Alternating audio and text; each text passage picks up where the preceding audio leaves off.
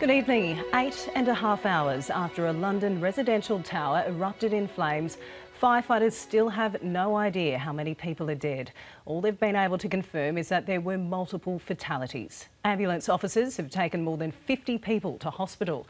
The devastating speed at which the blaze spread through the 24-storey building took many by surprise. The fire broke out in the early hours of the morning while most residents were asleep. Grenfell Tower in West London is home to about 200 people and is a major landmark on the North Kensington skyline. It's now a blackened, charred shell. This report contains some distressing images. In the dead of the night, just after 1 a.m. local time, the Grenfell Tower began to burn. The London Fire Brigade says the blaze rapidly spread from the second floor right to the top of the building. There are about 120 units in the tower. Look, they're turning off and on the lights to show you there's people inside. The woman told me they're on the 12th floor. Lights were seen flashing on and off the building's upper left-hand side, a desperate attempt by people to get the attention of emergency services. We could hear people screaming, help me, and flashing their phone lights to let people know that they were there. A lower floor resident managed to escape. There was smoke everywhere, literally everywhere. People screaming after a couple of minutes because obviously people were still sleeping on the higher floors, so they didn't have a clue what was going on. I'm not even sure if half of them got out, to be honest with you. There was kids at the window, there was people flashing their phone lights for help, but the fire brigade couldn't get upstairs. Large parts of the building were seen breaking and falling off. If I'd fell asleep, we'd all been dead. That's how bad it was, 100%. All of them had the children upstairs and no one out, no one know where they are. It's like, it's horrible feelings. I just remembering the faces, the people's faces, I can't. Police say several people are being treated for a range of injuries.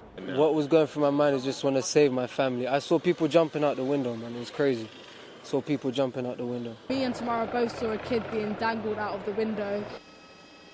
As day broke, the tower's charred exterior was creating a plume of smoke seen across the city. Inside, people's entire homes continued to burn. I think it's shocking, because there were so many people inside, and for a long time you could just still see people, and the fire was just coming from each side of the building, and they were just still inside. Dozens of firefighters are still attacking the flames with hoses. London's mayor declared the blaze a major incident. At this time, I am very sad to confirm that there have been a number of fatalities.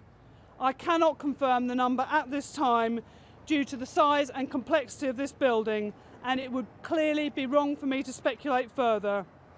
Equally, the cause of this fire is not known at this stage. I know a few people that live in there. I'm just worried about if they're alive or not. Many people are still unaccounted for. And Ben Lewis is live in London for us. Ben, what's the scene like there at the moment? Janice, it's still a pretty chaotic scene here on the ground. The cordon is a few hundred metres away from the building. It might be a little bit hard to see on television, but there are still some flames burning right in the centre of the building. But the rest of it, it's just a charcoal shell, really. Nothing left to burn on the upper levels in particular. Fire crews still blasting water at it, trying to do the best they can. A huge number of people lived in that building, perhaps as many as 500. Still not clear how many managed to get out. Interestingly enough, the building was renovated not all that long ago. The local Residents Association had been making some overtures to council, essentially saying that the building was a death trap, concerned what would happen in the event of a major fire. We spoke to the local councillor for this ward about those concerns. There are very serious questions to be answered, but today is not the day to be seeking those answers. Today is the day to take care of people's immediate needs and to rehouse the 500 or 600 people who have now lost everything. So some very serious questions yet to be answered, but as the councillor said, this is not the time. They are still working to find out how many people were in that building and supporting the many people who are unable to go back to their homes at the moment. Community refuge centres have been set up right around this area at local schools and churches. The exclusion zone is likely to stay here for quite some time. There are real concerns about the structural integrity of this building. There are fears it could collapse. Thanks so much, Ben, and we saw some live aerial shots there as well of that building alight. Ben Lewis reporting live from London.